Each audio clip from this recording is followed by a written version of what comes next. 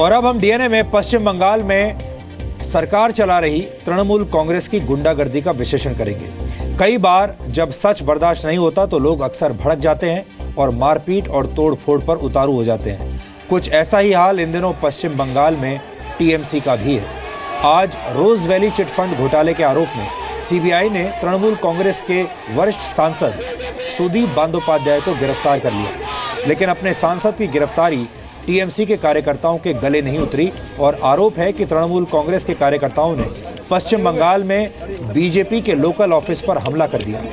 TMC के कार्यकर्ताओं ने बीजेपी के ऑफिस में तोड़फोड़ की और इस दौरान दोनों पार्टियों के कई कार्यकर्ता घायल भी हो गए। टीएमसी के कार्यकर्ता अपने सांसद और लोकसभा में टीएमसी के नेता सुदीप बंदोपाध्याय की गिरफ्तारी का विरोध कर रहे थे। इस बीच ममता बनर्जी ने केंद्र सरकार पर बदले की कार्रवाई का आरोप लगाया है और इसे इमरजेंसी जैसे हालात बताया है। लेकिन यहां पर हम आपको ये भी बताना चाहते हैं कि घोटाले के आरोप में अपने सांसद की गिरफ्तारी को इमरजेंसी बताने वाली ममता बनर्जी ने कुछ ही दिन पहले पश्चिम बंगाल में इमरजेंसी जैसे हालात खुद ही पैदा कर दिए थे।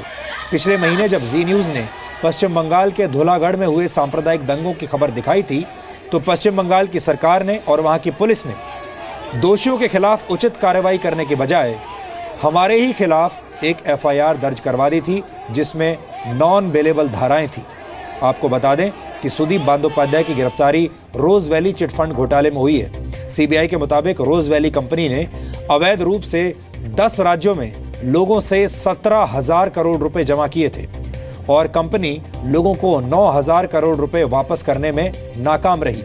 संदीप बंदोपाध्याय पर इस पूरे घोटाले में मनी लॉन्ड्रिंग का आरोप है और सीबीआई ने भुवनेश्वर में संदीप बंदोपाध्याय के खिलाफ केस दर्ज किया है। सीबीआई ने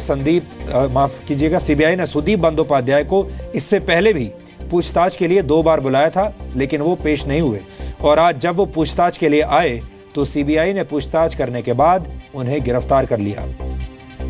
सूत्रों के मुताबिक सुदीप बंदोपाध्याय ने सीबीआई के बहुत सारे सवालों का जवाब देने से भी इनकार कर दिया था।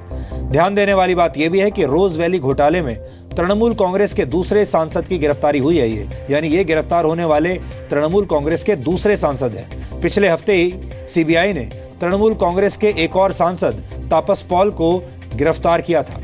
तापस पॉल पश्चिम बंगाल के कृष्णानगर से टीएमसी के सांसद हैं और वो रोज वैली ग्रुप की 2 कंपनियों में बोर्ड मेंबर भी थे। तापस पॉल पर कैश और चेक के रूप में पैसे लेने के आरोप लगे हैं, जिनकी जांच सीबीआई कर रही है। अब सीबीआई घोटाले के दूसरे आरोपी सुदीप बंदोपाध्याय को भुवनेश्वर लेकर जाएगी और फिर तापस पॉल और सुदीप बंदोपाध्याय को आमने सामने बैठाकर उनसे पूछताछ होगी।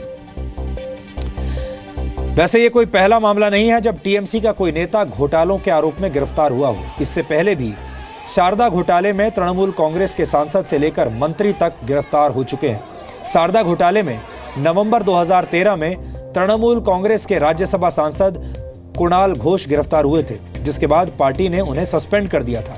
सितंबर 2014 में सीबीआई ने शारदा घोटाले के संबंध में टीएमसी के एक और बड़े नेता और पश्चिम बंगाल के पूर्व डीजीपी रजत मजूमदार को गिरफ्तार किया था। नवंबर 2014 में सीबीआई ने तृणमूल कांग्रेस के राज्यसभा सांसद श्रींजॉय बोस को गिरफ्तार किया। दिसंबर 2014 में पश्चिम बंगाल के परिवहन मंत्री ममता बनर्जी के खास लोगों में से एक मदन मित्रा को भी शारदा चिटफंड घोटाले में गिरफ्तार किया गया। 2013 में सामने आया शारदा चिटफंड घोटाला 2,460 करोड़ रुपए का था और अब एक बार फिर से 17,000 करोड़ रुपए के रोज वैली घोटाले में तृणमूल कांग्रेस के नेताओं की गिरफ्तारी हो रही है। ये हालात बताते हैं कि टीएमसी को अब आत्ममंथन की जरूरत है।